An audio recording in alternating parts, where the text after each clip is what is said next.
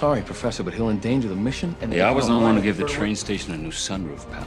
No, you were the one who stabbed Rogue through the chest. God, Pete, why don't you take your little mission and stick it up your...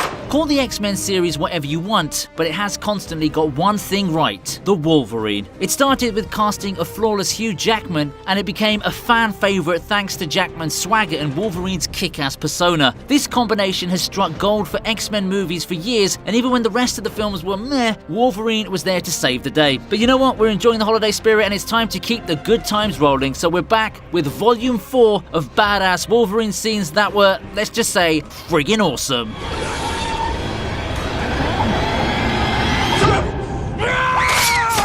People who've gone through a lot in their life don't get the best sleep every night, do they? And when you've got claws coming out of your hands, your nightmares really become a nightmare for the rest of the team. No one should come close to a distressed Logan in his sleep, and Rogue learns it the hard way. So everyone's chilling in the X-Men mansion at night, and Stryker's experiments come haunting Logan. Rogue tries to be a good Samaritan, but gets impaled instead. And geez, it wasn't just some normal kind of getting impaled by a small screw or something. Logan's claws literally penetrated Rogue. Not the kind you perverts think, okay? They're like brother and sister, come on. Go fuck yourself. Anyway, Logan's scared shirtless, but they're in luck. Rogue's not just a random teenager. She can absorb the life force of someone else, including their powers. Pretty smart of Rogue to absorb Logan's healing power at that moment and save herself from literal death. It's different that in doing so, she leaves Logan pretty drained. Again, not in the way you guys think. You're a dick. But to see the fear in Logan's eyes when he impales her just goes to show how much he cared about Rogue.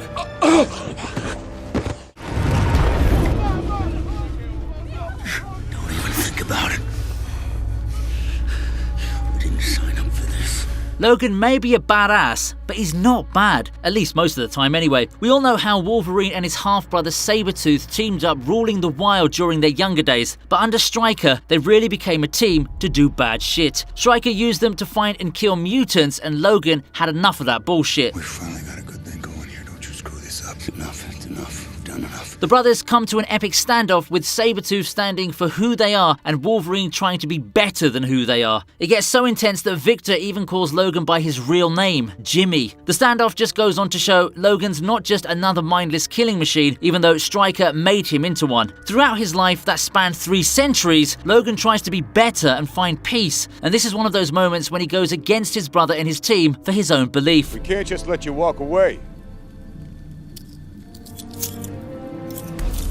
You're talking about a person's mind here, about Jean. She has to be controlled. Control.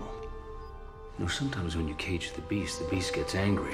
When Phoenix Force is fully controlling Jean, there's no way you can tell them apart, unless, of course, you're Logan. Granted, 9 out of 10 days Logan will get his ass whooped by Phoenix Force, but one day he gets to kill it too, as he did in the end. But first, it's time for some kink. So Jean's overtly horny, and so is Logan, pretty much since the time he laid eyes on her. Finally, they give in to their temptations, but weirdly, Jean's way too horny for Logan's liking. Wait.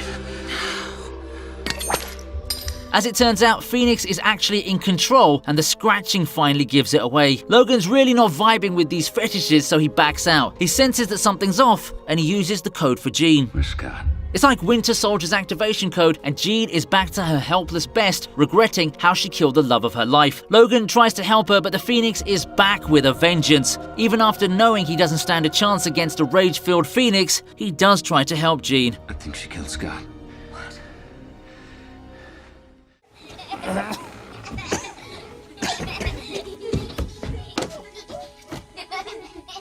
Not funny. That is not funny. Logan as a film is awesome, but it's pretty grim all the way. So funny moments like these are really nice distractions from the constant fear of death. Cutting Logan's beard is a funny thing indeed, especially when he's asleep and it's done by kids. Not only do we get to enjoy a lighter scene in this movie, it also references back to the looks of young Logan. It seems fitting for a movie that's the swan song of Logan to reverse back the clock for just a moment. We're reminded of the classic beard that Logan carried in initial films and throughout the comics. It's good that the iconic beard finally came out when he was sleeping, because if anyone's going to touch Logan without his permission, they better get ready to get their skulls impaled with his claws. Listen, she did make a choice. It was you. If you've watched the original trilogy of X-Men movies, you know there's tension between Logan, Jean, and Scott. Like, really intense. Scott's fallen head over heels for Jean, and Jean seems to have done the same for Scott. But when Logan comes into the picture, Jean's position is kind of vague. She's still Scott's gal, but doesn't mind some attention from Logan. So it's always kind of been a grey area for us, the viewers, about who should Jean Grey end up with. I can assure you, that's not how she got her surname. But we've got the answer, right from Logan. X2 ended on a pretty grim note when Jean supposedly sacrificed herself at the lake, so her two lovers are pretty heartbroken. We love the thrill of the Logan and Jean relationship, but we know she would rather get home with Scott at the end of the day. Her death really shook him to the core, so Logan takes it upon himself to console his crush's boyfriend. Weird? Yes, it is. Who's you? Tell you what, it must really have taken a lot of courage to utter these words when Logan himself was reeling from Jean's death. All the stories in the comic books were lies. Not completely. Sabretooth was real. Superhero movies would have been just another set of sci-fi adventures without their comic book origin, but they aren't, and their comic book backstory is what makes them so awesome. One of the nicest callbacks to the canon comes in Logan when the kid plays with two Wolverine and Sabretooth action figures. Logan's set years in the future, where mutants have all but died, but not before achieving cult status. The meta references are all over the movies, with X-Men comics making cameos. The shenanigans of on-screen mutants have been documented in on-screen comic books, which makes me think, are we living in a Logan world within a Logan world? I think we'll keep that for Christopher Nolan to figure out. Anyway, the kid asks about the legend behind Sabretooth, not knowing he's literally talking to his half-brother and partner in crime, Logan. It was nice of Logan to recall those days when they stirred shit up as a team, but when he said, I don't know what I'm doing. it really landed close to my heart. My boy Logan is hurt for real.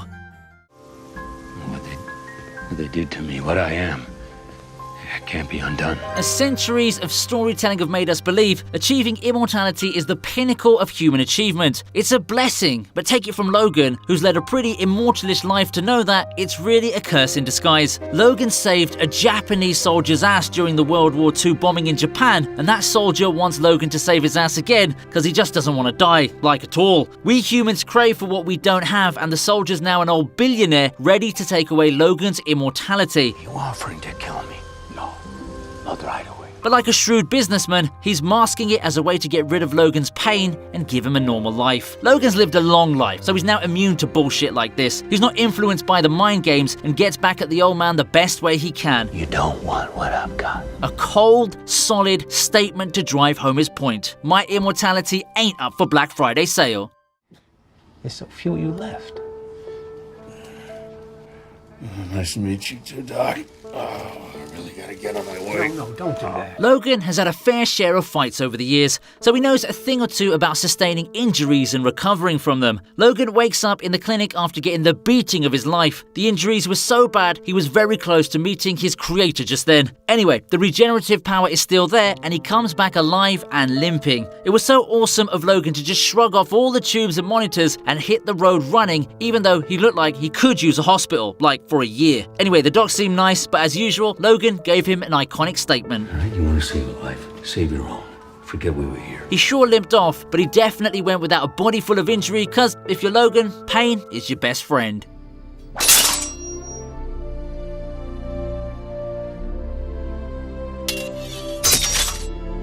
Wolverine didn't always have his shiny adamantium claws. It was only when Stryker made him go through that painful experiment did his DNA get a taste of adamantium. And in this scene, we finally see the shiny new pair in its full glory. Granted, the CGI looked like a $5 knockoff from a random internet artist, but hey, it's the flavor of the times. Logan tastes his new claws and boy are they sharp. They cut through the ceramic basin like a cake. I swear I'm gonna pay for it. He may have had to endure a lot of pain to get them, but not gonna lie, the shiny new babies are a sweet upgrade over his old ones. You get a good night's sleep.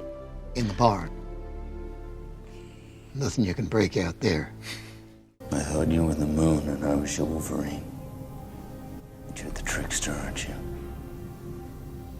I'm just the fool who got played. X-Men Origins Wolverine didn't make complete sense, but if you watch the deleted scenes, they make it even more confusing. It's like 5 different storylines cramped into one movie, so it's best to take the deleted scenes in isolation, and this is one of those that hits home perfectly. This scene focuses on how Stryker provoked Logan to agree to the memory wipe thingy. The setup of Kayla's death and then using her as a pawn against Wolverine was really brutal. My boy Logan didn't see it coming, and it shattered his heart to pieces. But Stryker just used Layla mother by keeping her sister hostage, so it wasn't easy for her to betray him as well. But seeing how everyone he loved ended up being a shitty, gut-wrenching experience, Logan really let loose his vulnerable side. And I ignored my instincts.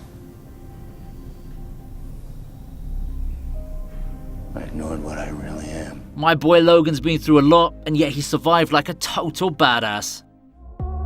Wolverine's been a live wire in battles and an emotional wreck outside of them. An iconic hero above everything, Logan faced a lot of hardships in his life. He's not entirely lucky in terms of family, but he's definitely one of the coolest mutants ever. Click on the card on the top right to check out my series of videos on Wolverine and other X-Men. And don't forget to do the usual. Like the video, share it with X-Men fans, and subscribe to the TV Regent for new updates. I'll see you next time.